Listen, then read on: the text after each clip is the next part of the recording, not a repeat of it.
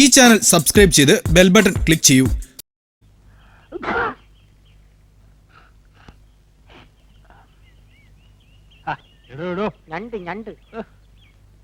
ഈ വെയില് കൊണ്ട് താൻ 2 ദിവസം പനി പിടിച്ച് കിടന്നാൽ ആർക്കും ഒരു നഷ്ടം ഉണ്ടാകാൻ പോണില്ല. ബാക്കിയുള്ളവരെങ്ങാനും ഒരു ദിവസം കിടന്നാല് എത്ര പേരുടെ വയറ്റിപ്പാടാ വിട്ടാൻ പോകുന്ന എനിക്കറിയാവോ? എന്ത് പറഞ്ഞാലും തന്നെ ഞാൻ പറഞ്ഞത് എനിക്ക് മനസ്സിലായോ? എന്തെന്ന് മനസ്സിലായി? ഇടോ കൊട എനിക്കൂടെ പിടിക്കാൻ.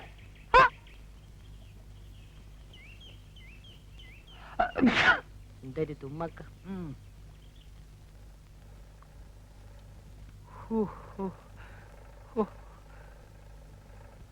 എന്റെ കർത്താവേ, എടാ വാറുണ്ണി, എന്തോ ഒന്നിങ്ങോട്ട് വന്നേ.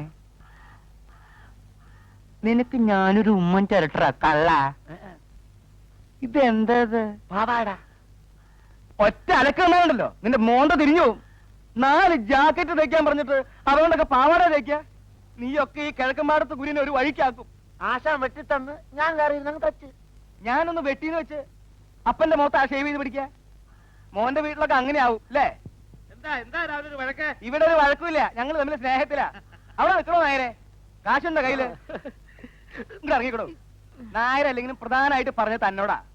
വാറിന് എന്തോ ആ കത്തിരിയുടെ അകത്ത് വെച്ച് ഒക്കത്ത് വെച്ച് കൊണ്ടുപോകാൻ പറ്റുന്ന എല്ലാ സാധനങ്ങളും അകത്ത് വെച്ചേക്കാം. ഇവൻ പോയതിന് ശേഷം അതൊക്കെ എടുത്ത് പുറത്ത് വെക്കാം. കാര്യത്തിലോട്ട് കയറുന്നതിന് മുമ്പേ തനിക്ക് എന്തൊരു ഒരു ഇളവക്കം. തനിക്കൊരു പുത്ത ആർഡറുമായിട്ടാണ് മുതലാളി വന്നിരിക്കുന്നത്, അറിയാം. താനൊരു കോപ്പും കൊണ്ടുവരണ്ട. മുമ്പ് ചെയ്തതിന്റെ കാശ് തരാതെ ചക്കാത്തിന് ചിരക്കാൻ എന്നെ കിട്ടില്ല. പറഞ്ഞേക്ക്. ചക്കാത്തിന് വേണ്ടോ? സാധനം റെഡിയാവുമ്പോ റെഡി കാശ് കൈ തരും. ഇത്രയും വലിയ ഒരു ഓർഡർ ഒരു കൊമ്പത്തുള്ളവനും തനിക്ക് തന്നിട്ടുണ്ടാവില്ല. എന്താ എടോ നായരെ, ഇടപാടിൽ കൃത്യനിഷ്ഠയില്ലാത്തവരോടെ അടിക്കൊരു വെട്ട്, നടുക്കൊരു കൊട്ട്, തലക്കൊരു ചവിട്ട്. അതാ എന്റെ ലൈ. താനിങ്ങനെ കഥ അറിയാണ്ട് തുള്ളിയാൽ എങ്ങനെയാ? എടോ, എന്റെ പുതിയ ബാലയിലെ നായിക ആരാണെന്ന് അറിയാവോ? ആരായാലും എനിക്കെന്താ, ഞാൻ കെട്ടാൻ പോണോ? കെട്ടിയില്ലേലും കെട്ടാൻ പോണത് ആരാന്നുള്ള കഥയെങ്കിലും താൻ അറിഞ്ഞിരിക്കണ്ടോ മാപ്പിളെ. ഒരു രാജകുമാരനല്ലേ അവളെ കെട്ടാൻ പോണത്.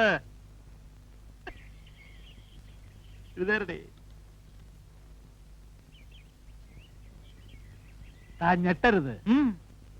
കോടീശ്വരനായ സുരേഷ് മേനോന്റെ സ്വന്തം കാമുകയാണ് ഇനി മുതൽ എന്റെ ബാലയിലെ പുതിയ നായിക. അയാളാണ് ഇനി ബാലയ്ക്ക് വേണ്ടി പണം മുടക്കാൻ പോകുന്നത്. ഞെട്ടിയല്ലേ? എന്റെ രപ്പി വിശ്വാസം വരണില്ലേ? എന്റെ മുടിപ്പര അമ്മച്ചിയാണ് താനീ കേട്ട എല്ലാം സത്യമാണ്. സുരേഷ് മേനോൻ കെട്ടാൻ പോണ് രോഹിണി നായിക ബാലെ കിക്കിരി മുട്ടം. വിശ്വാസമില്ലേ? താൻ ഒരു കാര്യം ചെയ്യും, പുതിയ ബാലയ്ക്കുള്ള കോസ്റ്റ്യൂംസ് കംപ്ലീറ്റ് തയ്ച്ചിട്ട് ബില്ല് രോഹിണിയുടെ പേരിൽ അയാളുടെ ഓഫീസിലേക്ക് അയച്ചു. വേണമെങ്കിൽ 5 or 10 കേറി പോടേ. പൂച്ചക്ക് എന്തൊരു വേണമെങ്കിൽ 5 or 10 കൂട്ടിക്കോ, എന്നിട്ട് കാശ് ഉടനെ കിട്ടുമോ നോക്കിക്കോ. നിങ്ങൾ ഇത് ആദ്യമേ പറയേണ്ടതായേ. വന്നു കയറുന്ന ഐശ്വര്യം വിളിച്ചു പറഞ്ഞുകൊണ്ട് നടക്കുന്ന സ്വഭാവം എനിക്ക് പണ്ടേ ഇല്ല. എന്തൊക്കെയാ വേണ്ടേന്ന് വെച്ചാ നമുക്ക് ലിസ്റ്റ് എടുക്കാം. മനുഷ്യൻ നന്നാവണത് കണ്ടുകൂടാത്തവർ അയലത്തുള്ളവന്മാര്. ചെല്ലി ചെല്ലി.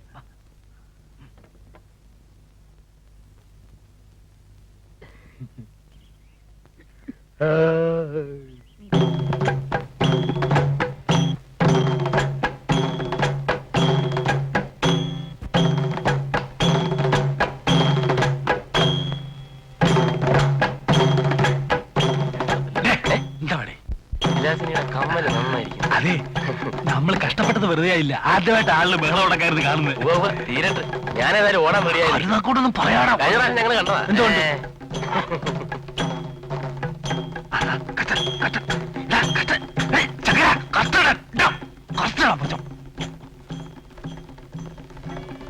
ബന്ധനസ്ഥനായ ഹനുമാനെ വധിക്കാൻ രാവണൻ ആജ്ഞാപിക്കുമ്പോൾ വിഭീഷണൻ തടയുന്നതാണ് ഈ രംഗം.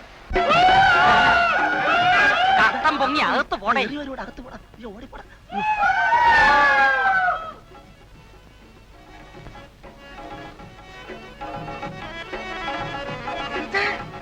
എന്ത്?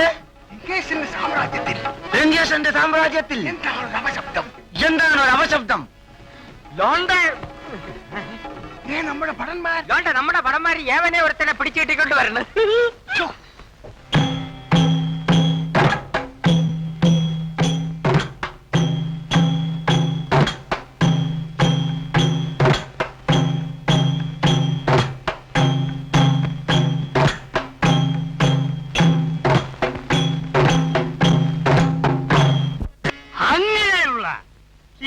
രാമചന്ദ്രന്റെ വൃത്യനായ ദൂതനാണ് പടച്ച തമ്പുരാനെ ഈ നിൽക്കുന്ന നമ്മളെ ഹനുമാര്.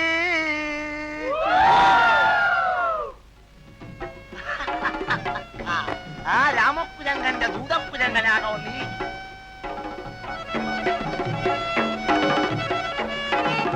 മറ്റേ കാര്യം മറന്നുപോലെ. ചുമ്മാവിടല്ല ഈ ശുംഭനെ നിങ്ങൾ തമ്മേ വധിക്കുകി ബോറനെ. ചുമ്മാവിടല്ല ഈ ശുംഭനെ നിങ്ങൾ തമ്മേ വധിക്കുകി ബോറനെ.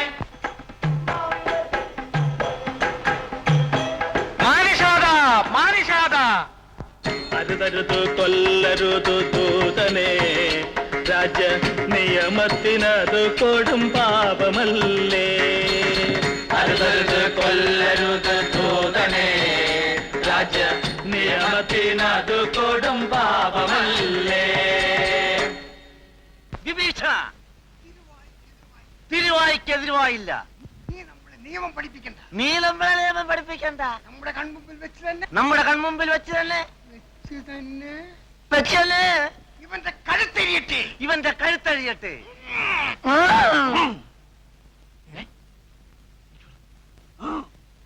ഒന്ന് തടക്കാൻ പറഞ്ഞേ. നീ ചൂടാവണ്ടോ അനുമാൻ ഞാൻ കൊന്ന് കഥ വായിച്ചു പറയടാ, അഴുതൊന്ന് പറയടാ പുല്ലേ.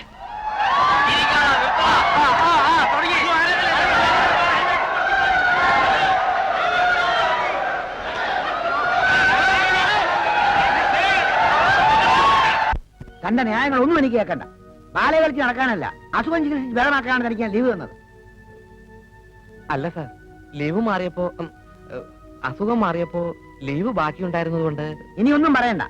You are suspended. അയ്യോ സാർ, പറഞ്ഞു കേട്ടില്ലേ? തന്നെ സസ്പെൻഡ് ചെയ്തിരിക്കുന്നു. Now get out.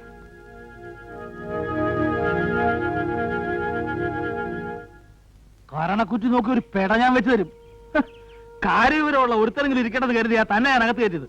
ഇന്നലെ ഒരു ബഹളവും ഇല്ലാതെ നടന്നുകൊണ്ടിരുന്ന ബാലെ തല്ലിപ്പൊളിയാക്കിയത് താൻ ഒറ്റ ഒരുത്തനാ. ഇനി ഒരു നിമിഷം കൂടെ നിൽക്കരുത്, കടക്കപ്പുറത്ത്. അങ്ങനെ പറയരുത് സാർ. എന്നെ ബാങ്കിൽ നിന്നും സസ്പെൻഡ് ചെയ്തു. സസ്പെൻഡ് ചെയ്ത് തന്റെ കുഴപ്പം കൊണ്ടാ. ഇവിടുന്ന് എന്നെ ഇറക്കി വിട്ടാ എനിക്ക് ജീവിക്കാൻ ഒരു മാർഗമില്ല സാർ. ഒരു മാർഗമില്ലാത്തവർക്കുള്ളതാണ് തെണ്ടൽ. അതൊന്ന് പരീക്ഷിച്ച് നോക്ക്.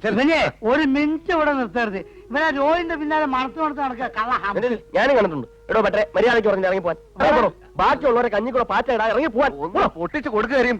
അതെനിക്ക് കഴിയില്ലേ? അത് ഞാൻ അതെ.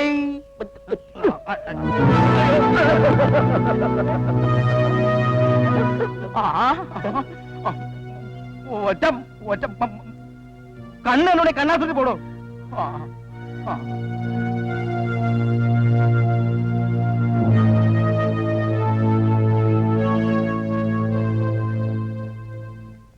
നിങ്ങൾ ഓർഡർ ചെയ്ത സാധനങ്ങളൊക്കെ റെഡി ആയിട്ടുണ്ട് കേട്ടോ. ബില്ല് ഞാൻ ഒരു ലൈനിൽ സുരേഷ് മെന്നെ വിട്ടിട്ടുണ്ട്. ആ ബില്ല് ഇവിടെ ചെന്നാ ഉടനെ തന്റെ കാശ് കൈ കിട്ടും. വെറുതെ മനുഷ്യന് ചുറ്റിക്കില്ലല്ലോ. താൻ പേടിക്കണ്ടോ നമ്മളെ? രോഹിണി എന്ന് പറഞ്ഞ അയക്ക് ജീവനാ. തന്റെ നക്കാപ്പിച്ച ബില്ല് അയക്ക് പുല്ലാണ് പറഞ്ഞിട്ട് അവസാനം ബില്ലിങ്ങനെ തിരിച്ചു വരരുത്. തനിക്ക് എന്നെ അറിഞ്ഞൂടാ. അറിയാം.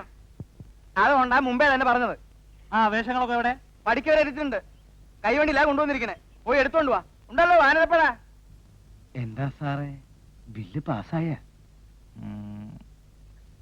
അതിന്റെ കാര്യം ചോദിക്കാനാണ് ഞാൻ വന്നത്. നിങ്ങളല്ലേ 30,000 രൂപയുടെ ബില്ല് അയച്ചത്? അതെ, ഇതിലൊരു കള്ളത്തരില്ലാട്ടോ. ബില്ലെന്തേ അവിടേക്ക് അയച്ചത്? പിന്നെ എന്റെ അമ്മായിപ്പന്റെ വീട്ടിലേക്ക് അയക്കാ. നിങ്ങൾ ചെക്കിങ്ങിന് വന്നതായിരിക്കും അല്ലേ? ബില്ല് സുരേഷ് മേനോൻ സാർ കണ്ടോ? ആ, ഇല്ലെന്ന് തോന്നുന്നു. ആ അതാ കുഴപ്പം. അങ്ങേര് കണ്ടാ ഉടനെ പാസ്സാക്കിയേനെ. അതെന്താ? സുരേഷ് മേനോൻ സാറിന്റെ കാമുകി ബാലയിൽ അഭിനയിക്കാൻ വേണ്ടി എടുത്ത ഡ്രസ്സിന്റെ വിലയും അതിന്റെ തയ്യൽ കൂലിയുമാണ് ആ ബില്ല്. എനിക്ക് അല്ല, അങ്ങേർക്ക് അങ്ങനെ ഒരു കാമുകയില്ലല്ലോ. പിന്നെ തന്നോട് എഴുന്നള്ളിച്ചിട്ടാണല്ലോ അയാൾ പ്രേമിക്കാൻ പോണത്. ഇതൊക്കെ മുതലാളി വേറെ സ്വന്തം കാര്യം. താൻ ബില്ല് മുതലാളിയുടെ കൈ കൊടുത്താൽ മതി, അത് പാസ്സായിക്കോളൂ. ശരി, കൊടുത്തേക്കാം. അല്ല, നിങ്ങൾ എങ്ങനെ ഇതൊക്കെ അറിഞ്ഞു? കീരിക്കാട്ട് ചെല്ലപ്പൻ പറഞ്ഞു. കീരിക്കാട്ട് ചെല്ലപ്പൻ അയാളുടെ ട്രൂപ്പിലെ നായിക രോഹിണിയ സുരേഷ് മേനോൻ സാറിന്റെ കാമുകി. ഈ ബാലേ ട്രിപ്പ് എവിടെയാ? അത് ഇവിടെ അടുത്താ. അപ്പൊ ഞാൻ വരട്ടെ? സാറേ ആ ബില്ലൊന്ന് പാസ്സാക്കണേ. ആ, നോക്കട്ടെ. നമുക്ക് എന്തെങ്കിലും നക്കാപ്പിച്ച് വേണമെങ്കിൽ ഞാൻ ശരിയാക്കി തരാം. തേങ്ങ അടിക്കണമെന്ന് പറഞ്ഞ അമ്മയുടെ നെഞ്ചത്ത് തന്നെ വേണോ? എന്താ പറഞ്ഞേ? അല്ല, ഈ കാശ് ഉടനെ ശരിയാക്കാം. ആ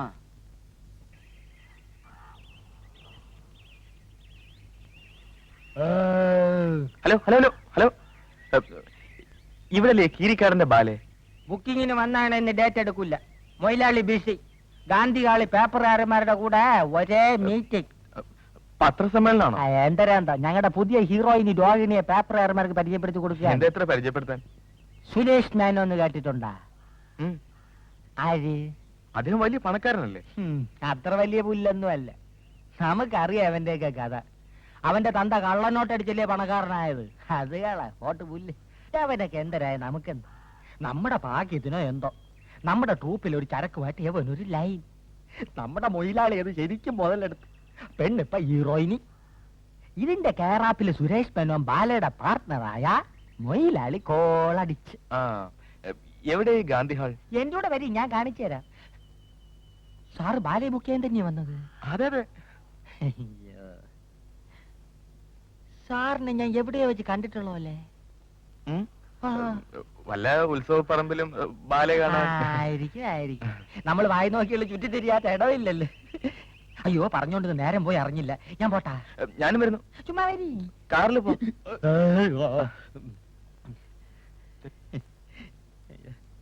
ഇതാണ് എന്റെ പുതിയ നായിക രോഹിണി. തികച്ചും നായിക പ്രാധാന്യമുള്ള ഒരു ബാലയാണ് ഇത്തവണ ഞാൻ അരങ്ങേറുന്നത്. അതുകൊണ്ടാണ് രോഹിണിയെ പോലെ അഴകും ആരോഗ്യവും സൗന്ദര്യവും കലാവാസനയുമുള്ള ഒരു പെൺകുട്ടിയെ ഞാൻ നായികയായി തിരഞ്ഞെടുത്തത്.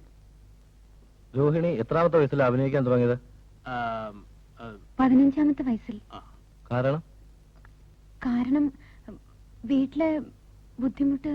പിന്നെ ബുദ്ധിമുട്ട് എന്ന് ഉദ്ദേശിച്ചത് ഈ ജന്മവാസന പ്രകടിപ്പിക്കാനുള്ള അവസരം കിട്ടാതെ വരിക എന്നുള്ള അർത്ഥത്തിലാണ്. പിന്നെ ഈ തറവാട്ടിൽ കൊള്ളാവുന്ന വീട്ടിലെ പെൺകുട്ടികൾക്കുള്ള ചില തടസ്സങ്ങൾ. അതെ. പിന്നെ അടുത്ത് തന്നെ നമ്മുടെ രോഹിണി വിവാഹിതയാവുകയാണ്. അതെയോ? അങ്ങനെ തീരുമാനിച്ചിട്ടില്ല. ആരാ വരൻ? വരൻ നിങ്ങൾക്കൊക്കെ വളരെ വളരെ സുപരിചിതനായ കോടീശ്വരനായ സുരേഷ് മേനോൻ. ശരിയാണോ?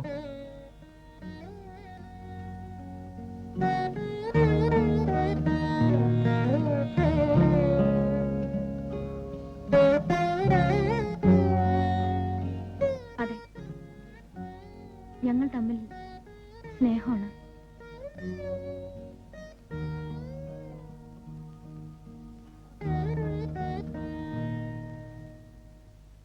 ഈ സുരേഷ് മേനോൻ ഇവിടെ വരുവോ?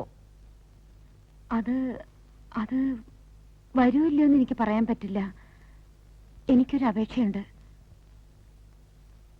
ഇത്തരം കാര്യങ്ങൾ ദയവീത് പത്രത്തിൽ പ്രസിദ്ധീകരിക്കരുത്. ഇത് എന്റെ പേഴ്സണൽ ആയിട്ടുള്ള ഒരു കാര്യമാണ്. അങ്ങനെ ഈ പത്രസമ്മേളനം തൽക്കാലം ഇവിടെ അവസാനിക്കുകയാണ്.